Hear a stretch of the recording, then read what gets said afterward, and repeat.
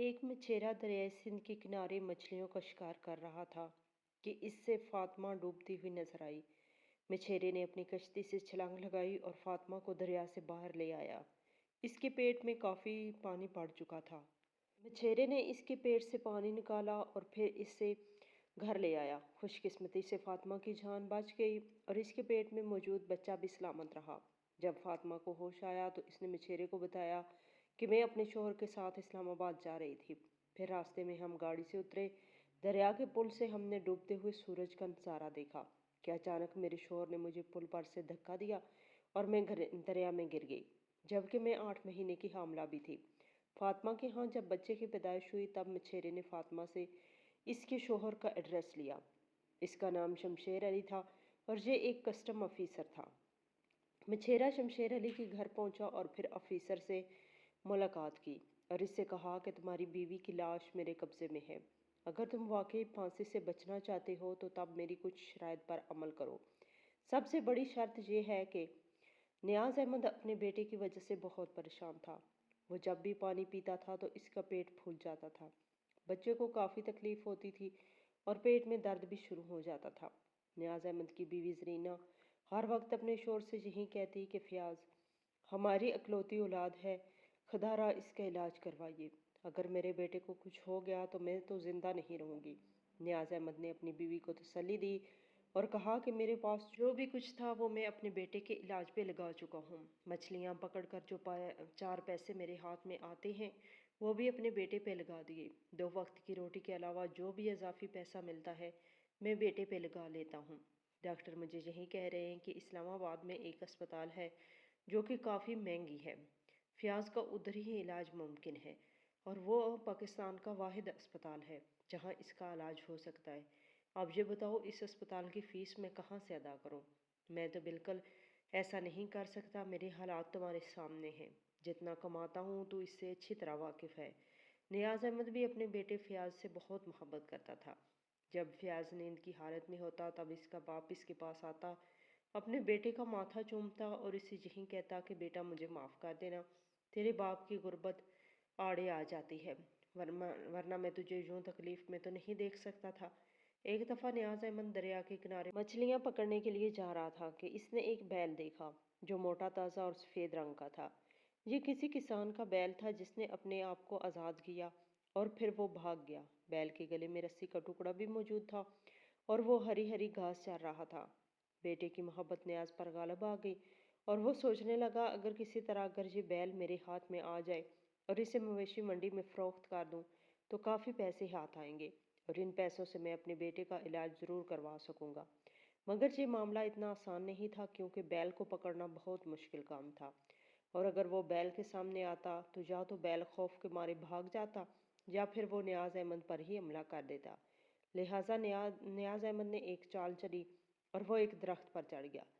दरख्त से ही इसने बैल पे छलांग लगाई और फिर इसके गले पे गिरा।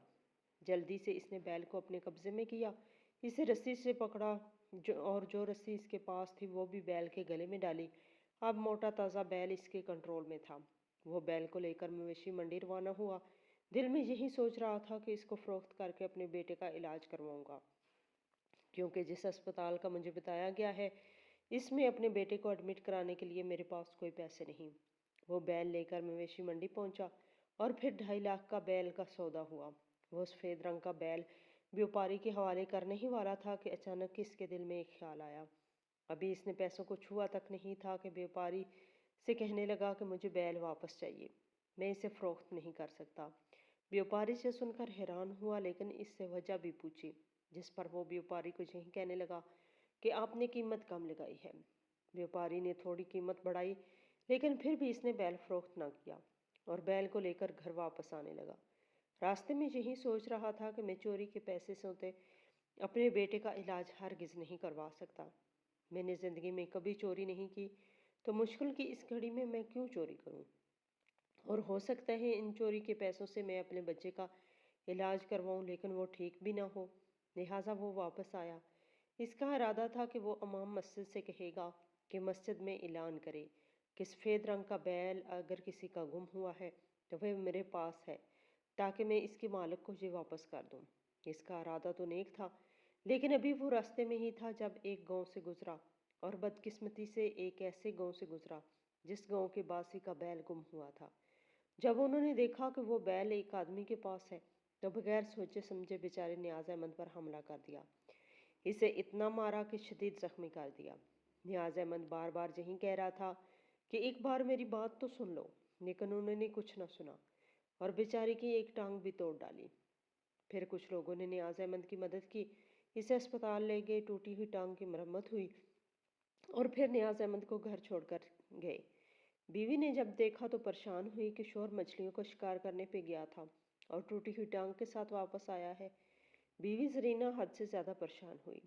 शोहर से पूछने लगी कि क्या हुआ, किस जालिम ने आपके साथ ऐसा सलूक किया, आपके चेहरे पर भी काफी जख्म है। नियाज अहमद ने बीवी से यही कहा कि फिलहाल मुझे पानी पिलाओ, मुझे काफी प्यास महसूस हो रही है। एक लंबी कहानी है जो मैं तुम्हें बाद में बताऊंगा। फिर पानी पीने के बाद इसने अपनी बीवी को सारी हकीकत बताई कि ये मामला मेरे साथ पेश आया। मैंने अपने बेटे फयाज की मोहब्बत में बहक चुका था, एक चोरी करके बेटे का इलाज करवाना चाहता था, लेकिन फिर मेरे ज़मीर ने मुझे मलामत किया। मैं बैल को वापस लेकर आ रहा था कि गांव के लोगों ने मुझ पर हमला किया। मैं नहीं जानता था कि ये गांव के लोग मुझे को इतना मारेंगे, हालांकि मैं तो इन्हें बैल वापस करने जा रहा था। बीवी जरीना ने इसे तसल्ली दी और कहा कि अक्सर लोग जल्दबाजी में ऐसा काम करते हैं कि अगले का नुकसान करते हैं, लेकिन आपको घबराने की ज़रूरत नहीं, आप सब्र करें, इंशाअल्लाह अल्लाह आपकी ज़रूर मदद करेगा और वहाँ से अता करेगा जिसके बारे में कभी आपने सोचा भी नहीं होगा। बीवी की ये बात सुनकर नियाज अहमद को तसल्ली हुई और इसने दोबारा रिज़्क़ हलाल कमाने के लिए अपनी जद्दोजहद जारी रखी। कुछ दिन तो घर में रहा क्योंकि टांग टूटी हुई थी, लेकिन जैसे ही वो दोबारा अपने पैरों पे खड़ा हुआ तो जाल उठाई और फिर मछलियों के शिकार के लिए दरिया के किनारे रवाना हुआ। वो एक छोटी सी कश्ती में सवार हुआ और दरिया में जाल फेंका। अचानक इसने एक अजीब मामला देखा। इसने देखा कि एक औरत पानी में तैरती हुई आ रही है। वो औरत बिल्कुल साकन थी, इसका जिस्म हरकत नहीं कर रहा था। नियाज अहमद ने जल्दी से दरिया में छलांग लगाई, इस औरत को पानी से निकाला और फिर इसको दरिया के किनारे पर ले आया। नियाज अहमद को इस बात का यकीन था कि औरत अभी जिंदा है, लिहाजा इसने इसके पेट से पानी निकालने की कोशिश की और फिर इसे घर ले आया। गांव के हकीम साहब को बताया कि एक अजनबी औरत मेरे घर में बेहोश पड़ी है। हकीम साहब ने इसका इलाज किया और फिर जब औरत की सांसें बहाल हुई तो नियाज अहमद को काफ़ी खुशी हुई कि इसकी वजह से एक औरत की जान बच गई और एक ऐसी औरत जो कि हामला भी थी। लिहाजा इसने दो इंसानों की जान बचाई। इसकी बीवी जरीना काफ़ी परेशान थी। वो अपने शोहर से यही कहने लगी कि इस औरत को हम जानते नहीं, कहीं इसकी वजह से हम किसी मुसीबत में न फंस जाएं। लेकिन नियाज अहमद ने अपनी बीवी को समझाया कि ये इसकी ज़िंदगी का मामला है, हम बगैर इसकी मदद किए या बगैर इसकी कहानी सुने कैसे इसे घर से निकाल सकते हैं। जब ये होश में आएगी अपने मामलात हमें बताएगी, फिर हम इसकी ज़रूर मदद करेंगे। इस अजनबी औरत का नाम फातिमा था। फातिमा को जैसे ही होश आया तो वो खाली नज़रों से एक कच्चे मकान की दीवारों और छत की जानब देख रही थी। इसे कुछ समझ नहीं आ रही थी क्योंकि वो अपनी यादाश्त खो चुकी थी, मगर इससे इतना अंदाज़ा ज़रूर था कि वो बड़ी मुसीबत में फंसी थी और इस मुसीबत से अब बाहर आई है। नियाज अहमद इसके करीब आया और कहा, मेरी बहन आपको मुबारक हो, आपकी जान बच चुकी है। क्या आप मुझे बताना पसंद करेंगी कि आपके साथ क्या मामला पेश आया? फातिमा नियाज अहमद से कहने लगी कि भाई मैं नहीं जानती कि मेरे साथ क्या हुआ, मैं याद करने की कोशिश कर रही हूँ, जैसे ही मुझे याद आएगा तो मैं आपको ज़रूर बताऊंगी। 2 दिन तक फातिमा की यादाश्त वापस ना आई और वो अपने दिमाग पर जोर देती रही। फिर तीसरे दिन वह ज़ोर ज़ोर से रोने लगी। इसके रोने की आवाज़ सुनकर जरीना और इसका शोर फातिमा के पास आए। नियाज अहमद ने कहा, बहन आप क्यों रो रही हैं, क्या हुआ? जिस पे वो कहने लगी, मुझे सब याद आ गया है, मेरे साथ बहुत बड़ा धोखा हुआ है, ऐसा धोखा जो मैं ज़िंदगी में कभी नहीं भूल पाऊंगी। और धोखा देने वाला कोई और नहीं बल्कि मेरा शोहर है, जो कि मुझसे बड़े मोहब्बत के दावे करता था। हम कोयटा से इस्लामाबाद अपनी गाड़ी पर आ रहे थे। गाड़ी पर आना ये मेरे शोहर की ख्वाहिश थी, वरना पहले तो हम भाई एयर आते थे। रास्ते में हम दोनों दरिया के पुल पर उतरे। सूरज गुरूब होने वाला था और सूरज को गुरूब होने का नज़ारा मैं अपनी आंखों से देखना चाहती थी। हम दोनों गाड़ी से उतरे और फिर दरिया के पुल पर से गुरूब होते हुए सूरज का नज़ारा देखने लगे। मैं अक्सर शमशेर के साथ ऐसे ही किसी ऊंची जगह पर बैठकर सूरज गुरूब होने का नज़ारा देखती थी। मैं बिल्कुल नहीं जानती थी कि इसके दिमाग में क्या चल रहा है। अचानक इसने मुझे जोर का धक्का दिया और मैं पानी में डूब गई। इसके बाद जब आंख खुली तो आपके घर में नियाज अहमद जी सुनकर हैरान हुए और कहने लगे कि ऐसा कैसे मुमकिन है कि आपका शोहर आपकी जान लेने का इरादा रखता था और आपको पता भी नहीं था। फातिमा यही कहने लगी कि भाई मेरा यकीन करें, मैं नहीं जानती थी। मैं तो इस बात पे हैरान हूँ कि मैं 8 महीने की हामला थी, इसके होने वाले बच्चे की माँ थी, और मेरा शोहर कोई ज़हनी मरीज भी ना था जो मेरे साथ ऐसा सलूक करता। लेकिन इसने ये किया, और इस बात को मैं कैसे भूल सकती हूँ। आज से 4 साल पहले हमारी शादी हुई थी। हम दोनों क्लास फेलो थे। मुझे पढ़ने का बहुत शौक था, लेकिन मुझे ख़ानदान की तरफ से बिल्कुल पढ़ने की इजाज़त नहीं थी, क्योंकि हमारे ख़ानदान में किसी लड़की ने मैट्रिक के आगे नहीं पढ़ा था। मगर इन हालात में मेरी माँ ने मेरा साथ दिया। हालांकि मेरे वालिद मुझे बिल्कुल नहीं पढ़ाना चाहता था। हम गाँव चकवाल के गाँव में रहते थे। मेरे वालिद एक बहुत बड़ा जागीरदार था, और इसकी यही सोच थी कि लड़की को पढ़ाने का कोई फ़ायदा नहीं। हालांकि मेरी वालदा यही कहती थी कि हमारी बेटी तो पढ़ाई में काफ़ी अच्छी है, लिहाजा इसको हक हासिल है। आप ये किस तरह अपनी तालीम मुकम्मल करें, और इस मामले में आपको अपनी बेटी का साथ देना चाहिए। खैर, माँ की ज़िद की वजह से अब्बा ने मुझे यूनिवर्सिटी में पढ़ने की इजाज़त दे दी, और उधर यूनिवर्सिटी में ही शमशेर से मेरी मुलाकात हुई। हालांकि मैं लड़कों से हमेशा दूर भागती थी, किसी से बात नहीं करती थी, मगर ये मेरे पीछे पड़ा हुआ था। ये बार बार मुझसे बात करने की कोशिश करता था। पता नहीं कहाँ से इसे मेरा नंबर मिला, तो इसने मुझसे रब्ता भी किया, और मैंने बात करते ही फ़ोन बंद कर दिया। और वो अच्छी तरह जानता था कि मैं इसे इग्नोर कर रही हूँ, इससे बात नहीं करना चाहती, लेकिन इसके बावजूद वो मेरे पीछे पड़ा रहा। और फिर एक दिन मैं खुद ही मेरे सामने आ गया। मेरे दिल में आया कि इसके मुंह पे थप्पड़ मारूं, लेकिन फिर वो खुद ही बोल पड़ा कि मैं आपको पसंद करता हूँ। क्या किसी को पसंद करना बुरी बात है? आप मुझसे क्यों हिचकिचाती हैं? मैं इतना बुरा भी तो नहीं। मैंने इससे अपनी मजबूरी बताई कि मैं एक ऐसे इलाके से आई हूँ जहाँ औरतों की तालीम पर तवज्जो नहीं दी जाती, और बड़ी मुश्किल से इन्हें इजाज़त मिलती है। मैं तो अपने वालिदैन से ये वादा करके आई हूँ कि मैं कभी ऐसा काम नहीं करूँगी जिसकी वजह से आप लोगों की बदनामी हो। मैंने ज़िंदगी में कभी किसी लड़की से बात नहीं की, दोस्ती की तो दूर ही बात है। और आप क्या चाहते हैं मुझसे? वो कहने लगा कि मैं आपसे दोस्ती नहीं करना चाहता, मैं आपसे निकाह का ख्वाहिशमंद हूँ। मुझे जिस तरह की लड़की चाहिए थी वैसी ही आप हैं। आपकी आंखों में हया है, आप नकाब पहन के क्लास अटेंड करती हैं, आपकी आंखें झुकाकर चलती हैं, कभी आंख उठाकर किसी की तरफ नहीं देखा। मुझे ऐसी लड़की की तलाश थी, मैं ऐसी ही हमसफ़र की तलाश में था। इसने इसी तरह की बातों से मुझे अपना बना लिया। हालांकि इसे मुझसे शादी में जल्दी थी, लेकिन मैंने खुद ही कहा था कि मैं फ़िलहाल पढ़ना चाहती हूँ, और जब तक मैं जहाँ पढ़ रही हूँ ऐसी बात मत करना। हाँ, तालीम मुकम्मल हो गई तो अपने वालिदैन को मेरे घर भेजना। ये मर्ज़ी मेरे वालिद की होगी कि वो आपसे मेरी शादी करते हैं या नहीं। ये आखिरी बार था कि वो मेरे सामने आया था। शमशेर कौल का पक्का था। इसने मुझसे वादा किया था कि अब आपके सामने नहीं आऊँगा, ना ही राब्ता करने की कोशिश करूँगा। वो 4 साल मेरा इंतज़ार करता रहा, और शमशेर की बात ने मुझे काफ़ी मुतासर किया था। वो वाकई मुझसे मोहब्बत करता था, इसलिए मेरी ख्वाहिश का एहतराम किया। 4 साल वो मेरे सामने ना आया, ना ही मुझसे राब्ता करने की कोशिश की। फिर तालीम मुकम्मल करने पर ही इसने मुझसे कहा कि मैंने अपना वादा पूरा किया, अब आप बताएं कब अपने वालिदैन को आपके घर भेजूं। मैंने कहा ठीक है, मैं भी अपना वादा पूरा करूंगी, और 1 हफ्ते बाद आप अपने वालिदैन को हमारे घर भेजें। लेकिन 1 हफ्ते पहले ही एक ऐसा वाक़या हुआ जिसकी वजह से मेरी ज़िंदगी बदल गई। अचानक मेरे वालिद का इंतकाल हुआ। इन्हें हार्ट अटैक आया था। अब बाकी मौत के बाद मैं बिल्कुल अलग हो चुकी थी। ना ही मेरा दिल शहर में लगता था। हालांकि शमशेर ने मुझसे रब्ता करने की कोशिश की, लेकिन मैंने इसे यही कहा कि मैं अभी डिस्टर्ब हूँ और किसी से बात नहीं करना चाहती। अब्बा मुझ पर बेहद सख्ती करते थे, लेकिन मैं ये जानती थी कि वो मुझसे बहुत प्यार करते थे। अगर ऐसा ना होता तो कभी भी वो मुझे शहर पढ़ने की इजाज़त ना देते। ये इनका प्यार ही था। वो मुझे अफसरदा नहीं देख सकते थे। जब इससे मालूम हुआ और मेरी माँ ने इन्हें बताया कि जब से आपने फातिमा को आगे पढ़ने की इजाज़त नहीं दी तो वो कमरे में रोती रहती है, फिर वो मेरे पास आए थे। मेरे सर पर शफकत भरा हाथ रखा और कहा, बेटी जा अपना ये ख्वाब पूरा कर ले। मुझे इस गम से बाहर आने में कई महीने लगे और फिर शमशेर अपने वालिदैन को हमारे घर ले आया। मेरी वालदा ने मुझसे मेरी पसंद के बारे में पूछा तो मैंने बताया कि शमशेर के साथ रिश्ते पर मुझे कोई एतराज़ नहीं, बाकी आपकी मर्ज़ी है। वालदा ने मेरी पसंद को देखते हुए इस रिश्ते के लिए हाँ कर दी और इसी तरह शमशेर से मेरी शादी हुई।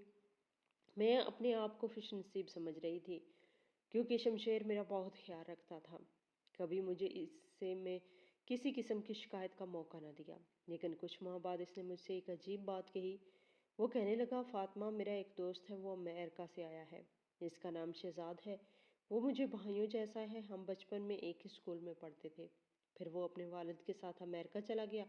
अब वो वतन वापस आया और इसकी ख्वाहिश है कि तुम्हारे गांव में एक फैक्ट्री लगाना चाहता है। फैक्ट्री लगने से गांव वालों को भी फ़ायदा होगा, वहाँ इनको रोज़गार मिलेगा। मैंने शमशेर से कहा, तो मैं इसमें आपकी क्या मदद करूँ? इस पर वो मुझे कहने लगा, दरअसल वो जिस लोकेशन पर फैक्ट्री लगाना चाहता है वो तुम्हारे बाप की ज़मीन है। देखो, इसमें हमारा भी फ़ायदा है क्योंकि शहजाद का बाप अरबपति है। इसने मुझसे दरख्वास्त की है कि आप अपनी बीवी से कहें कि वो अपनी माँ से बात करे और फैक्ट्री के लिए वो ज़मीन हमें फ़रोख्त कर दे। वो इस ज़मीन की मुँह मांगी रकम देने को तैयार है। मैंने जब शमशेर के मुंह से ये अल्फाज सुने तो मैंने इसे यही कहा कि मैं आपसे किसी किस्म का वादा तो नहीं करती, लेकिन मैं अपनी माँ से बात ज़रूर करूँगी और फिर मेरी माँ इस बारे में जो भी फैसला करेगी मैं इसी पर अमल करूँगी। फिर जब मैं हामला हुई तो मेरी वालदा ने इस ख्वाहिश का इजहार किया कि तुम गाँव आ जाओ, इधर कुछ अरसा मेरे साथ रहो। मैं भी माँ से मिलना चाहती थी और शमशेर भी यही चाहता था कि मैं किसी तरह जल्दी माँ के पास चली जाऊँ और इससे बात करूँ। जब इधर आई मैंने माँ से बात की तो माँ सुनकर हैरान हुई। वो मुझसे कहने लगी कि इसके वालिद का क्या नाम है जो इस ज़मीन में फैक्ट्री लगाना चाहता है। मैंने शमशेर को फ़ोन किया और कहा कि शहजाद के वालिद का नाम क्या है। इसने बताया कि शहजाद के वालिद का नाम सेठ रईस अहमद है। माँ ने जैसे ही रईस अहमद का नाम सुना तो इसके चेहरे का रंग बदल गया। मैं माँ से पूछ रही थी कि माँ क्या हुआ, मुझे तो बताएं। वो कहने लगी, बेटी, मुझे शमशेर से ये उम्मीद नहीं थी कि वो ऐसी बात करेगा क्योंकि सेठ रईस तुम्हारे बाप का दुश्मन है। वो पहले कई बार तुम्हारे बाप को मारने की धमकियां भी दे चुका था और जब तुम बहुत छोटी थी तब इसने तुम्हारे बाप पे एक कातलाना हमला भी किया था। वो यहाँ फैक्ट्री लगाने का ख्वाहिशमंद है। आज से 20 साल पहले भी इसने कहीं कोशिश की, लेकिन तुम्हारे बाप ने मुसलसल इनकार किया। हालांकि वो मुंह मांगी कीमत देना चाहता था, लेकिन तुम्हारे वालिद के हिसाब से अगर गांव के करीब फैक्ट्री लग गई तब ये गांव आलूदा हो जाएगा और आने वाले वक्त में यहाँ के लोग बीमार पड़ जाएंगे। तुम्हारा वालिद इन गांव वालों का भला चाहता था। वो जानता था कि इनको कई मसाइल का सामना करना पड़ सकता है। हालांकि रईस अहमद ने तुम्हारे बाप को बहुत लालच दी थी कि लोगों को रोजगार मिलेगा, वो खुशहाल हो जाएंगे, लेकिन तुम्हारा बाप इसकी किसी किस्म की बातों में ना आया। फिर वो अमेरिका चला गया और आज 20 साल बाद इसका बेटा भी अपने बाप के नक्शे कदम पे चलते हुए इसी बात का मुतालबा कर रहा है। बेटी, तू अपने शोहर से बात करना और इसे समझाना कि रईस का बेटा जो बातें कर रहा है, जिस किस्म के मुतालबे कर रहा है, इस पर किसी सूरत अमल नहीं हो सकता। मैंने माँ से वादा किया कि आपको परेशान होने की ज़रूरत नहीं। शमशेर अच्छा लड़का है, वो मेरी बात सुनेगा और मुझे इस बात के लिए मजबूर नहीं करेगा।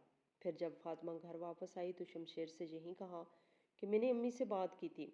अम्मी ने मुझे यही बताया कि शहजाद का वालिद भी आज से कुछ साल पहले इसी बात का मुतालबा कर चुका है और मेरे मरहूम अब्बा की ये ख्वाहिश थी कि जहाँ फैक्ट्री बिल्कुल न लगे, लिहाजा मैं भी अपने मरहूम बाप की इस ख्वाहिश का एहतराम करूँगी और यही चाहूँगी कि गाँव में कोई फैक्ट्री न लगे।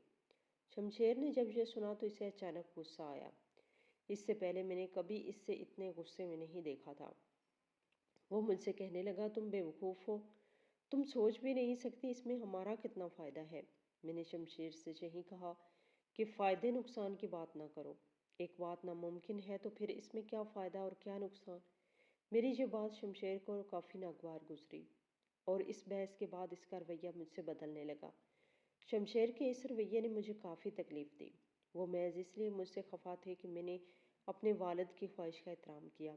ना सीधे मुंह मुझसे बात करते थे, बस कभी कभी मुझे इस बात का ताना देते थे कि तुम मेरी फर्माबरदार बीवी बिल्कुल नहीं। फिर अचानक वो मुझ पर दबाव डालने लगे कि जायदाद में अपने हिस्से का मुतालबा करो और भाइयों से कहो कि वो तुम्हारी जायदाद तुम्हें दें।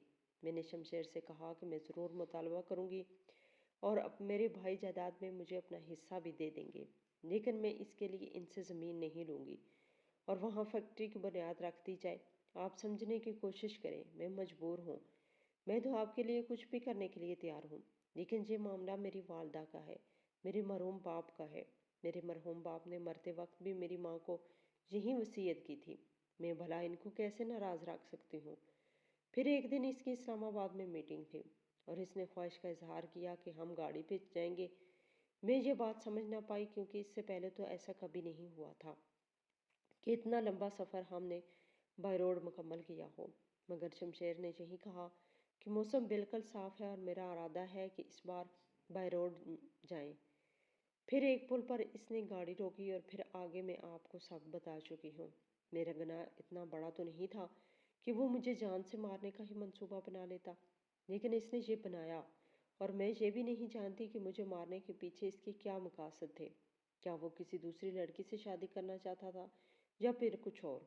नियाज अहमद ने कहा कि दुल्हन, आज कल के ज़माने में किसी का कोई भरोसा नहीं। खैर, इस शख्स ने आपके साथ जुल्म किया, इससे अपने बच्चे का भी ख्याल नहीं आया। कुछ दिन बाद फातिमा के यहाँ एक बेटे की पैदाइश हुई। फातिमा अपनी बेटी की पैदाइश पर बहुत खुश थी।